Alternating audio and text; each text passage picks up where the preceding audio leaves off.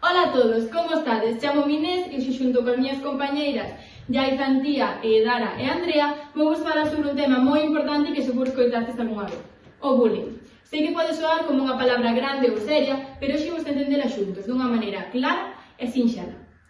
O máis importante desta charla non é que non é para reñirvos, senón para aprender cousas novas que nos axuden a estar mellor cos nosos amigos, na escola e, sobre todo, con nós mesmos. Antes de comezar, quero que levantedes a man se algunha vez vistes que alguén tratou mal a outra persoa ou se sufristes bullying. Ben, como vedes, non somos os únicos. Iso pasa máis doado do que pensamos. Por iso é tan importante saber que facer. E por iso hoxe imos a falar de que é o bullying, que non é bullying, que tipos de bullying existen, como se sente unha persoa que recibe bullying e que debemos facer para evitalo. Ademais, que facer se algunha vez somos vítimas ou vemos a alguén que é vítima de bullying, e tamén imos facer unha serie de actividades rápidas para entendelo mellor. Vamos vos falar un pouquiño da historia de Carla para introducir o tema. Hai uns anos, nun colexo moi parecido a este, vivía unha nena a que chamaremos Carla, xa que este non é o seu nome real, senón que é un nome inventado para proteger a súa identidade. Carla era unha nena tranquila, amable e algo tímida. Por algunha razón, algúns compañeiros comezaron a deixala de lado, non a chamaban para facer os traballos en grupo ou para xogar, non a incluían nos seus grupos. Pouco a pouco comezou a sentirse sola, invisible. Houve momentos nos que algúns nenos se rían dela por como falaba, pola roupa que levaba ou simplemente por ser diferente. Incluso chegou a sufrir agresións físicas, como empurróns ou golpes nos recreos. Carla ia todos os días á escola con medo e tristura. Sentía que non tiña amigos, que ninguén a quería ao seu carón e empezou a pensar que non valía nada. Chegou a sentirse tan mal que pensou que a súa vida non tiña sentido. Afortunadamente, un día tomou unha decisión moi importante. Contoulle o que estaba a suceder a un adulto de confianza. A partir deste momento, todo comezou a cambiar. Os profesionais da escola interviñeron neste problema, falouse cos seus compañeros que estaban a facer sentir mal e intentouse que entraran en razón, deu apoio emocional e fixeron saber que non estaba só, e aprendeuse tamén a valorar a si mesma e a confiar pouco a pouco. Co tempo, Carla descubriu algo fundamental. O bullying non é culpa da vítima, pedir axuda é unha das accións máis valientes que existen e as cousas poden mellorar moito, ademais, cando se fala con persoas adecuadas. Hoxe en día, Carla é unha persona forte, segura e orgullosa de ter superado esta etapa. Comparto a súa historia con vos, con outros nenos e nenas, para que saiban que ninguén debe ser tratado mal e que sempre, sempre hai unha saída. Eu son Antía, a compañeira de Inés, e vou vos presentar que é o bullying. O bullying é cando unha persoa ou un grupo trata mal a outra de forma repetida, é dicir, unha e outra vez, e lle causa dano. Ese dano pode ser físico, emocional ou mesmo a través de internet. Para que sexa bullying, teñen que pasar tres cousas: que haxa comportamento negativo, insultar, empurrar, burlarse, excluir, ameazar, que pase máis dunha vez, non é un accidente nin unha broma illada, que a persoa que recibe o dano sinta que non pode defenderse facilmente. O bullying nunca é unha broma, nunca é un chiste, nunca é así se xoga. É unha forma de violencia, aínda que algunhas veces parezca pequena. Agora, algo importante: hai comportamentos que non son bullying, aínda que tamén sexan molestos. Por exemplo, unha discusión puntual entre amigos, un malentendido, un accidente sin intención, que dúas persoas se peleen pero estén igualmente de forza ou poder. Iso tamén hai que corrixilo, claro, pero non sempre é bullying. O que si é bullying é cando alguén fai dano e sabe que o está facendo e o repite. Vale, agora vou falar dos tipos de bullying que existen. Hai diferentes formas de bullying. Vou explicarvos algunhas para que as recoñezades. Está o bullying físico, que é cando hai golpes, empurróns, tirar cousas, romper obxectos de outra persoa, etc. É o máis visible, pero non é o máis común. O segundo é o bullying verbal: insultos, burlas, poñer algúns feos, facer comentarios sobre o corpo, a roupa, a familia, a maneira de falar, etc. O terceiro é o ciberbullying, que é cando a agresión faise por internet, redes sociais, mensaxes, vídeos, fotos, xogos online. Aquí o dano pode chegar a moitas persoas moi rápido e por iso é moi serio. Está todo claro? Sí. Vale, para asegurarnos imos facer unha actividade rápida. Agora faremos unha actividade de participación e teredes que levantar a man para decir se é bullying ou non é bullying. Vale, a primeira é un neno tropeza con outro neno e cae. Non. Vale, moi ben. A segunda é dous nenos discuten por quen vai primeiro na fila. Non é bullying. Vale.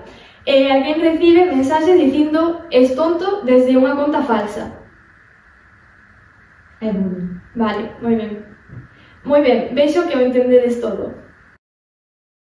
Eu son Yaiza e vou a seguir ca presentación das miñas compañeiras.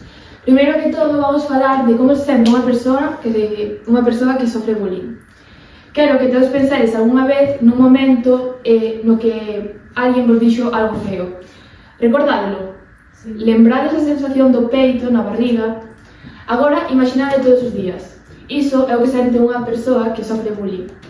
Tristura, medo, soidade, vergoña, ansiedade, ganas de non ir á escola, ganas de agocharse e chorar, confusión. Ás veces a vítima chega a pensar que a culpa é a súa, aínda que non sexa así. Ninguén merece ser tratado mal, nunca. Por ningún motivo, nin por como se ve, nin por como sexa, nin polos seus gustos, nin nada. Isto tamén afecta aos familiares dos que fan bullying, aunque non o pareza. Os nenos que fan dano a outros moitas veces teñen problemas para controlar as súas emocións ou están a imitar comportamentos que viron. Pero non nacen sendo malos, só necesitan aprender outra maneira de relacionarse. Vale, agora vamos a ir en por que ocorre o bullying. O bullying pode ocorrer por moitas razóns, porque alguén quere sentirse máis forte ou máis popular que os demais, porque imita a outros que fan o mesmo, porque quere chamar a atención, porque non sabe controlar a súa ira, porque non entende como se sente a outra persoa, porque pensa que é un xogo, aunque non sexa, porque ninguén lle ensinou a resolver conflitos con respeto, pero ninguna destas razóns a justifica. Facer dano nunca está ben. Vale. Vamos seguir con que facer se sofres bullying. Se algún día vos fan bullying, quero que lembrades algo moi importante. Non estás só, non tens que enfrontalo ti só. E non é culpa túa, nunca. Isto é o que podes facer. Falar cun adulto de confianza, un profesor, os teus pais, a orientadora, o director, un tío ou un adestrador. Non és un chivato por pedir axuda, és valente. Afaste se podes, non tens que quedar ali recibindo o dano. Podes irte. Non responder con violencia, responder con golpes ou insultos só empeora a situación. Buscar apoio nos amigos. Ter alguén contigo fai a situación máis doada. Eu son Andrea e continuando co que dixeron antes as miñas compañeiras, vou a falar de que facer se veis o bullying. Ser espectador é moi importante. Ás veces o bullying non só continúa porque outros o ven e non fai nada. No bullying, mirade, hai tres tipos de persoas: o que fai dano, que é o que se chama acosador, a víctima e os que miran, os espectadores. Os que miran poden ser parte do problema ou decidir ser parte da solución. Que podes facer ti? Se estás vendo a situación, decirlle ao acosador que pare, apoiar a quen está sufrindo, non rir nin gravar a situación, avisar a un adulto, non compartir fotos, burlas ou rumores. Un neno que defende a outro pode cambiar todo. Como podemos previr o bullying todos os días? Pois podemos facer moitas cousas para evitar que o bullying apareza. Por exemplo, cumplir as normas de clase, inda que parezca unha tontería, é moi importante. Respetar a todos, mesmo que son diferentes. Pensar antes de falar, ser amables, resolver os conflitos falando, pedir perdón cando nos equivoquemos, axudar a quen está só, escoller non rir de alguén ou se alguén se burla de outra persona, lembrar que todos temos emocións e todos merecemos respeto. Ola, eu son Nara e a continuación da miña compañeira Andrea eu vou vos explicar as consecuencias legais que ten o bullying. Sabedes que o bullying non é malo desde o punto de vista da amizade e o respeto?